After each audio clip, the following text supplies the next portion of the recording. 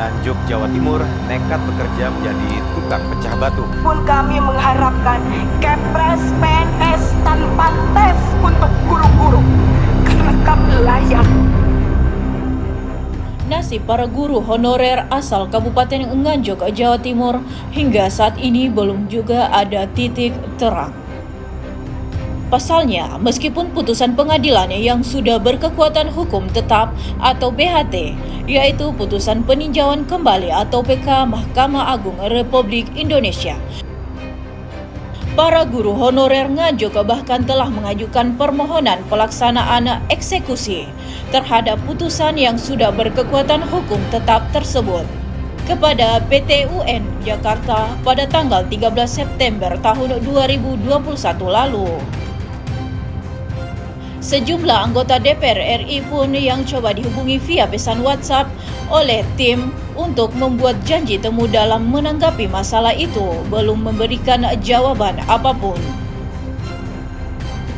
Kepala Bidang Advokasi Guru dari Perhimpunan Pendidikan dan Guru atau P2G Republik Indonesia, Iman Zanatul Hairi, mengungkapkan keprihatinannya terhadap kasus guru honorer di Nganjuk. Memperbaiki nasib guru itu adalah suatu kewajiban negara gitu ya, sebagaimana diamanatkan dalam undang-undang guru dan dosen, bagaimana dalam amanat undang-undang dasar kita.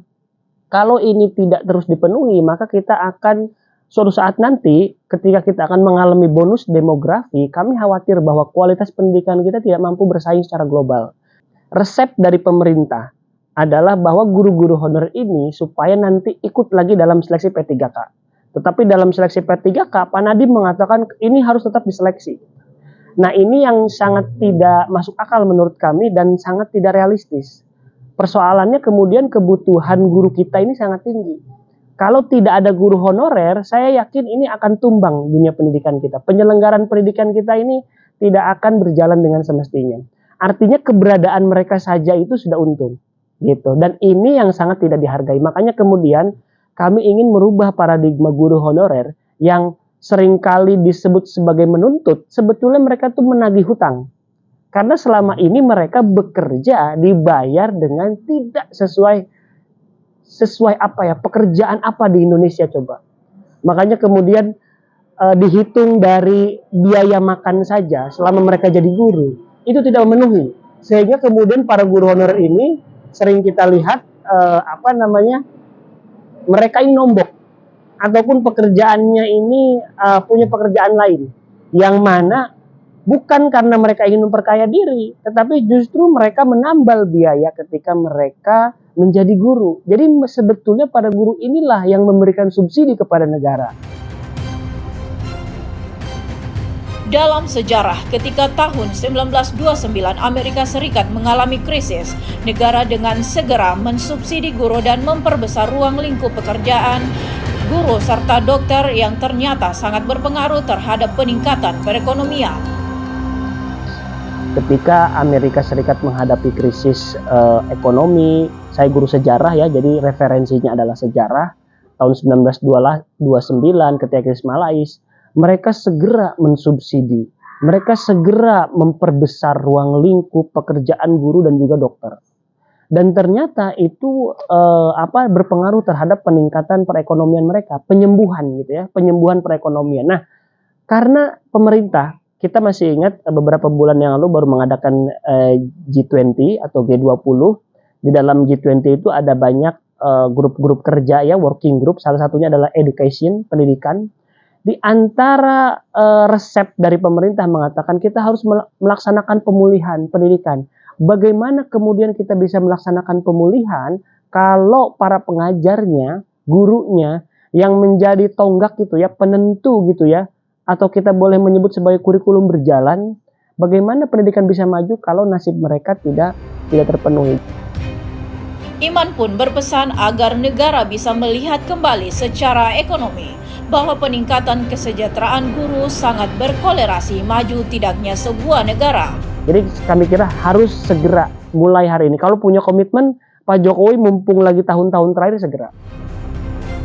Terpisah Tim kemudian mencoba menemui Ketua Tim Kuasa Hukum Guru Honorer Nganjuk, Muhammad Syamsuddin, mengungkapkan kekecewaannya terhadap pemerintah yang tidak melaksanakan hasil keputusan Mahkamah Agung Republik Indonesia.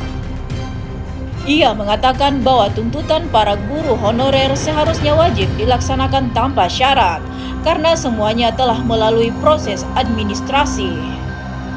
Alhamdulillah PK-nya diterima.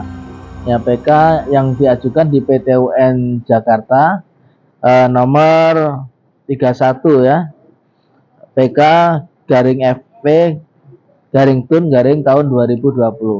Nah, ini proses PK ini sudah selesai dan amar putusannya juga jelas bahwa untuk mengabulkan para pemohon secara keseluruhan. Intinya apa? Bahwa honorer Kabupaten Nganjuk itu untuk diangkat menjadi PNS tanpa syarat.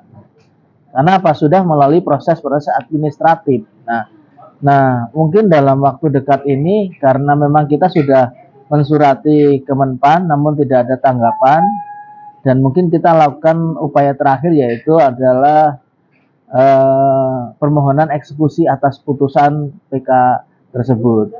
Kalau memang benar-benar peduli dengan masyarakat, khususnya pada honorer Kabupaten Nganjuk, semestinya dengan adanya putusan itu, semestinya Kemenpan menindaklanjuti hasil putusan. Jangan sampai, mohon maaf gitu, Kementerian tidak taat pada hukum.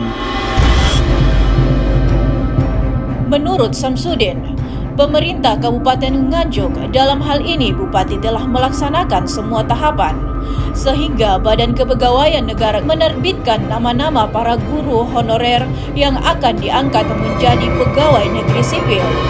Bahwa data kesemuanya sudah diajukan melalui tahapan dengan tahapan, sehingga dengan tahapan proses tersebut sudah selesai, sehingga Badan Kepegawaian Negara BKN itu menerbitkan nama-nama ya, komposisi orang-orang yang semestinya mendapatkan perlindungan, yaitu untuk diangkat sebagai PNS.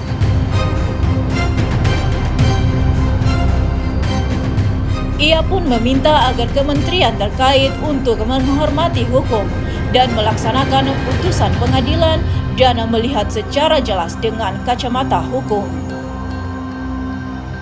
Mohon maaf, jangan mengada-ngada lah.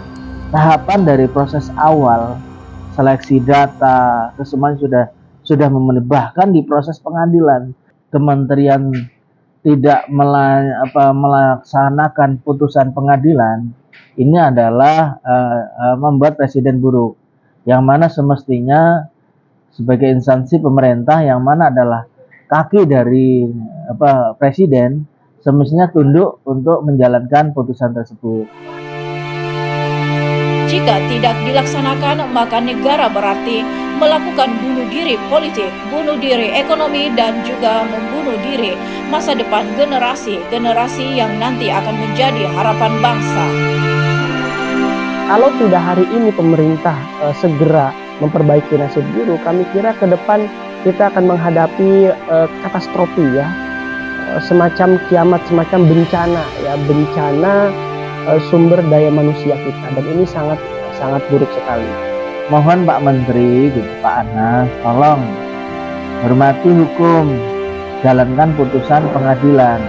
Jujur saja kita menjadi apatis kepada pemerintah saat ini gitu, dan pemerintah siapapun gitu ya, kalau masih menggunakan logika yang sama seolah-olah guru honorer itu adalah beban negara.